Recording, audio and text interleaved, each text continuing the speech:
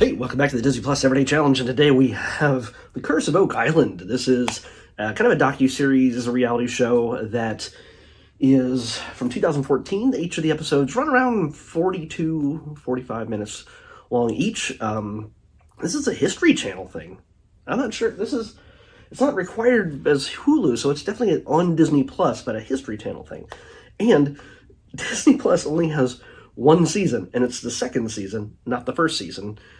And there are a total of like 224 episodes to the series and spin-offs. There's a lot of spin-offs. I had never heard of this show before. I guess I do not keep up with my treasure hunting reality show content. I don't know. But this mainly follows the efforts of treasure hunters, generations of treasure hunters, some that have been doing this for years, to try to find something on Oak Island in Nova Scotia in Canada. And it's Rick and Marty Lagina. And no, I did not say Rick and Morty. I said Rick and Marty. So do not get those confused. They are not time-traveling, belching, just weirdos. So no, that is not what we're talking about here. So these guys are Rick and Marty, and a bunch of their friends and colleagues and people who've been doing this for years on their own, teaming up to dig and scan and talk at tables and talk about, hey, I think we should stop now.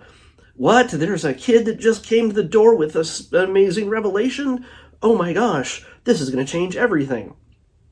Yeah, it's a little stiff.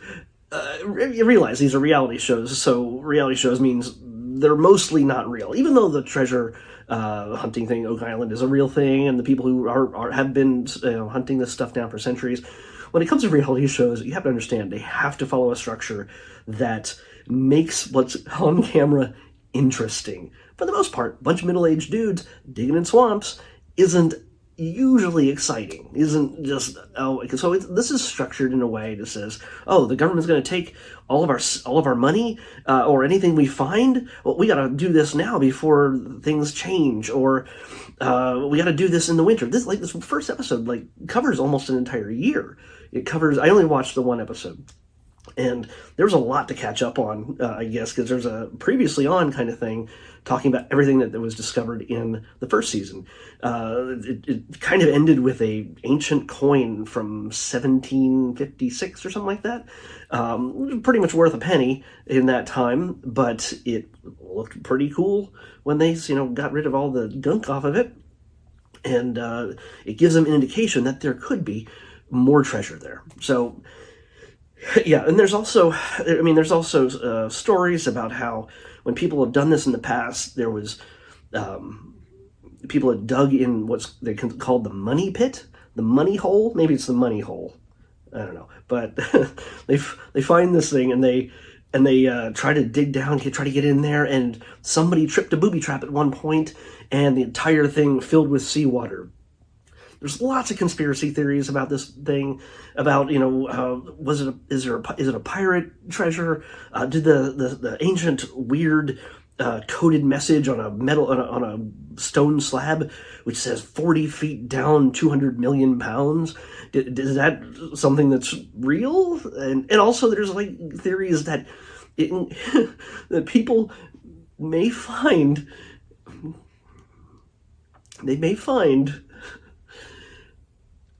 the Ark of the Covenant, the why can't I say the name of Christ's cup? The Holy Grail, the Ark of the Covenant, Holy Grail, all the things Indiana Jones is after apparently are all in the same place, or generally so, in different compartments and different areas within this crazy thing. Even the lost manuscripts of William Shakespeare, who probably didn't write those manuscripts anyway, but still, that's I think it feels like they just pile on a bunch of stuff. Not them specifically, the guys on the show, but throughout history, it was oh, hey, you know what? There might be dinosaurs down there. We got to make sure. We got to check. Let's start digging. And hey, there's and they're going to find a knight down there and telling them to choose the cup of Christ. And if they pick the wrong one, well, they just they turn to dust. So yeah, you have chosen poorly. I don't know what they're expecting to have happen, but there's at the end of the first episode, there's a preview of what's to come. It's a lot of dramatic music over top of people like, I'm stuck, I can't get out, like they're going down this chasm kind of thing, the money pit, the money hole. And so they sort of mix real efforts to pull out this treasure with a little bit of some, not fantasy, but some highfalutin ideas as to what they might find down there. And I don't know. I'm guessing they haven't found anything in 224 episodes. Not anything on the level of the Ark of the Covenant, or we would have heard about it. And if we didn't hear about it and it was found, well, this show wouldn't exist. So it's like the government's trying to hide it from the world, and Indiana Jones, so he doesn't come travel through time and take it from us. Put it in a museum. I really doubt any of that's real. But I really hope they do find some really cool stuff, find some real treasure. These guys have dedicated their lives, and even one of the guys in here, Blankenship, his dad is like an iconic treasure hunter. He's been doing this for a while, and they consult with him. These are all kind of American and Canadian guys, and there's a few other Brits that kind of come in and out that do diving and digging and all sorts of other stuff. Excuse me. But yeah, it's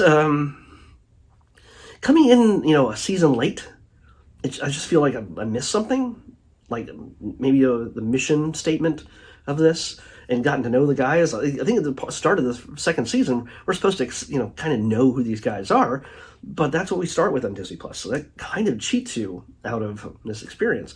I imagine they might put more episodes eventually, or this is just a test run. Maybe I'm the only person who's watched this on Disney Plus, because there isn't a ton of History Channel stuff on Disney Plus. It's mostly National Geographic, and they seem to always have been competitors. So I don't know. Either way, if you're into this kind of reality TV with dramatic music and guys delivering lines that they did not come up with on their own, just come on. You can see one of the guys. I don't know if it's Marty or if it's yeah, it's Marty. Marty, at some point, he kind of looks really annoyed, like, I don't want to say this line. Or, oh, well, I have to make this decision. Like, the delivery is kind of flat. And it's not like they're actors. If they are actors, then oops. I really doubt they are. But yeah, I know people who've been in reality shows. And it's very... Mostly all elements of the reality shows are fake, except for the effort put into digging holes in this case. And in the winter, where it's frozen, and scanning for non-ferrous metals, and just all this stuff. To me, it's not exciting. But this might be your thing. I mean, maybe you're into the treasure hunting thing. Maybe it's kind of exciting to you. Maybe you're one of these guys that just... Maybe you want to get in on this thing. I don't know. Like I said, I've never heard of it, Oak Island, before. Oh, and the curse, by the way, the curse is in the title. The curse of Oak Island is, to add another level of drama, the treasure cannot be found until 7 men die. And so far, over the centuries, 6 men have died.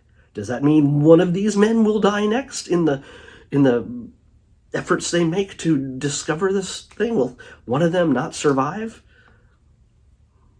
I think they brought in the old guy just in case. Like he's just sitting at home watching Wheel of Fortune.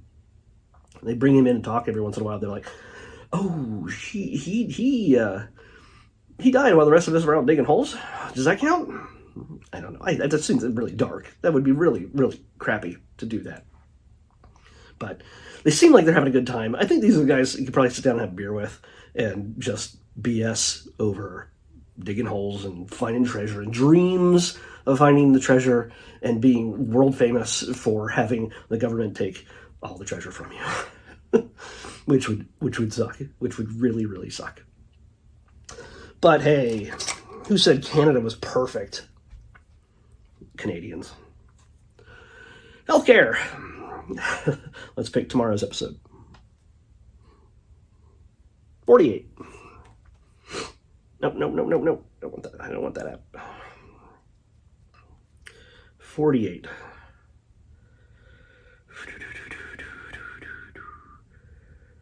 Oh my gosh. We've had such a run over these last few weeks of just documentaries.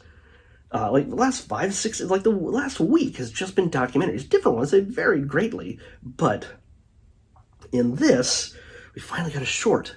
Been dying for a short for a long time. Just something really simple.